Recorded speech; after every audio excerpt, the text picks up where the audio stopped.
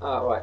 There seems to be like an endless series of stuff that I want to add to, the information that I just feel like I've got to add. And this needs to be said as well. That needs to be said as well.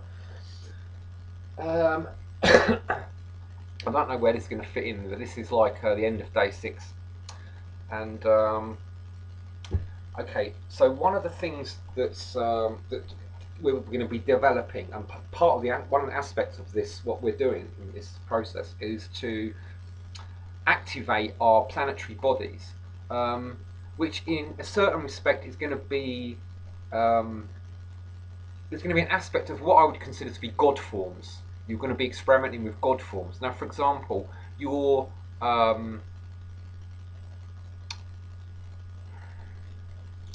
see, this is not exactly how it's traditionally used. People link this stuff up. Now, the reason I'm doing it like this is because I believe I can get like more out of it doing it this way, considerably more out of it.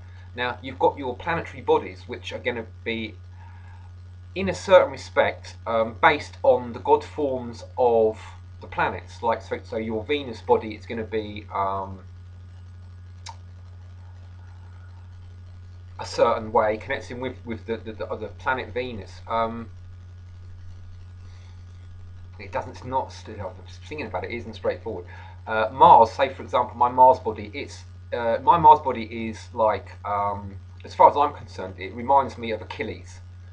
Um, it's like a really brilliant and powerful um, warrior with a spear, and yeah. Whereas my Jupiter body is much more. What do you call it? Um, as you would associate with Jupiter, jolly, um, happy, more sort of not so athletic at all, but so anyway, and your solar body will be, anyway, right. So in conjunction with the different planetary bodies that you have, which will be in various states of repair and abuse and stuff like that, you're going to want to start imagining the god forms associated with the planets and the gods, like the god Mars, like the god of war, Jupiter, the god of like justice, and like benevolence and stuff, and Venus is going to be the god of beauty. But it's also going to be connected with the tree of life symbolism. So you've got Venus is going to be connected with victory. Um,